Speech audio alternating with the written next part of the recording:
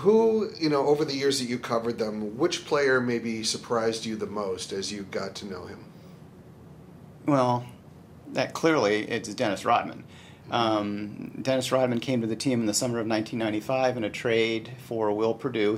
Dennis was playing for the San Antonio Spurs, but he was infamous for his years with the Detroit Pistons, and Chicago Bulls fans hated him for the years that he played for the Pistons. He was just the most toolish basketball player you can imagine, and it just seemed like he was just so much show. Very talented, wonderful rebounder, but he just seemed like he had a lot of baggage. And when he was traded, I was very upset because I didn't want to have to deal with him on a daily basis. It was like having to deal with another child.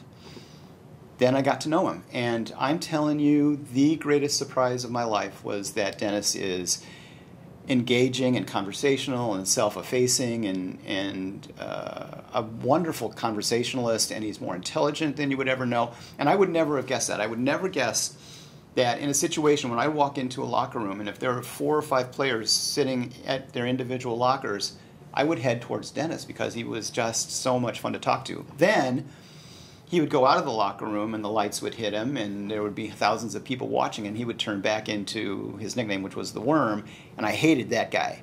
But the guy I could hang out with in the locker room was far more pleasant than I ever could have imagined. Who might be the most unsung Bull from those years? The best example of that, I think, would be Tony Kukoc, again from the second three-peat. Came over with all sorts of notoriety because the general manager, Jerry Krause, had indicated to us that he was going to be a great basketball player, and that when we just didn't know him because he was from Europe and we just didn't have a whole lot of chance to see him play. And then he came over, and because Jerry had made such a big deal out of him, Michael Jordan and Scottie Pippen sort of froze him out and made it very difficult for him to survive as a member of the team. He really had to work his way into developing the kind of friendships that would benefit him on the court. Then it turned out that he was everything Jerry thought he was, that Jerry had promoted. Wonderful passer, very good shooter, one of these guys that just could do almost anything on the basketball court to a certain level of ability. And the fact that he was European, he didn't have the American bravado that so many athletes have. He was just there to play basketball. And so he didn't look for a lot of acclaim. He just did his job. And by the end, he was one of these guys that I think Michael and Scottie wanted to hate him, but they couldn't because he was just such a nice guy and he was beneficial to the team. So, he went back and forth between starting and being the first man off the bench. He's never going to be considered a Hall of Famer. But he was a huge contributor to that second three-peat. You mentioned Jerry Krause, and I was wondering if he might be considered perhaps the person connected with the Bulls who might be the most misunderstood by the public or maybe the least appreciated. There's a chapter in the book about my relationship with Jerry, and my relationship with Jerry was no different than anybody else's because he didn't have a relationship with the media. But I sort of commend him for that because what he decided was that there was no benefit to telling us anything.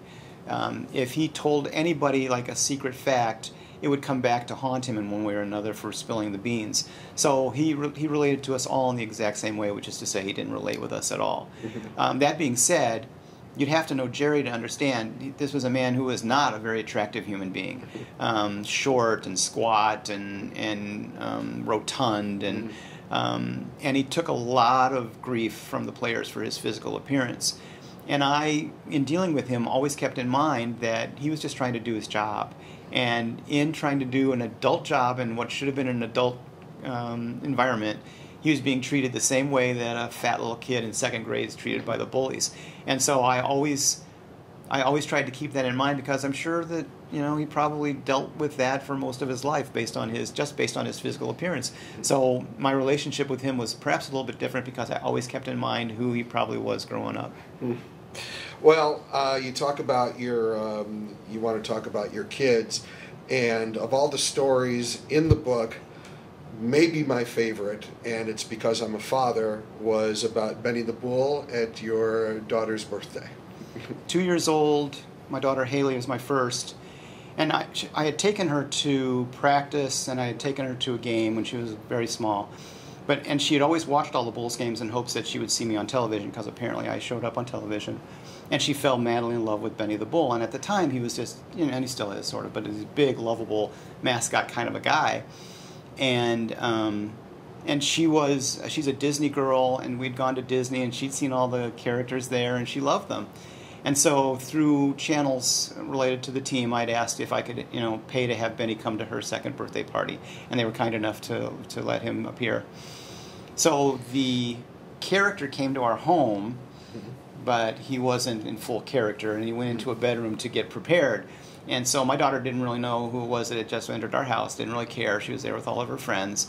And then at a key moment of the party, Benny comes out, and Benny is a big guy in a small home. He was very large.